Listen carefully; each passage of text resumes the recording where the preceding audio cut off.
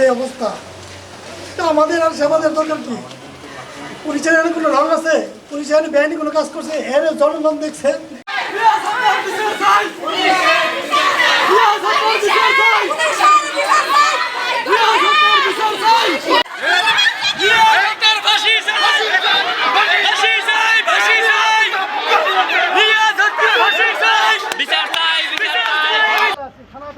আপনারা তো কথা আপনাদের কাছে আছেন। কি অপরাধ করছে?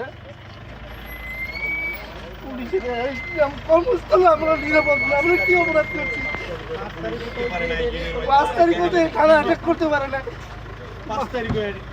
পাবলিক দেখছে, সাংবাদিক দেখছে, একটা যদি মিথ্যা প্রমাণিত হয়, একটা যদি ভুল তথ্য পায়, এই পোশাক খুলে ফেলবো, এই পোশাক রাখবো না।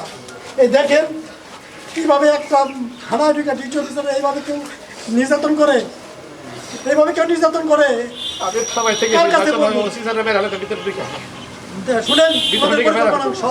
আমি তো জানিস আমি সাথে কি হয়েছে তর্কিত এইভাবে যদি আমাদের মানে প্রতি কাজে বাধা হয়ে যায়, তাহলে আমরা তো সামাল দিতে পারবো না, সঠিক কাজটা করতে পারবো না।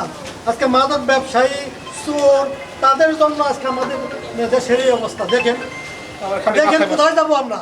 থানার মধ্যে ঢুকে এইভাবে নির্মমভাবে এতগুলো মানুষের মারলো। এই মদ কালচার, হ্যাঁ, আমি না সামনে দাঁড়াইলে যে পুলিশ সেবা দিবে আজকে তারাই আজকে বিচারের জন্য দাঁড়ায় করি। আমার উপর ডেকেছে এইভাবে কেউ মানুষের মারে? সেন্টি কনস্টেবলের বাইরে হয়তো মাঝে কোনো সময় রাখতো আর আপনার ভিতরে ঢুকতো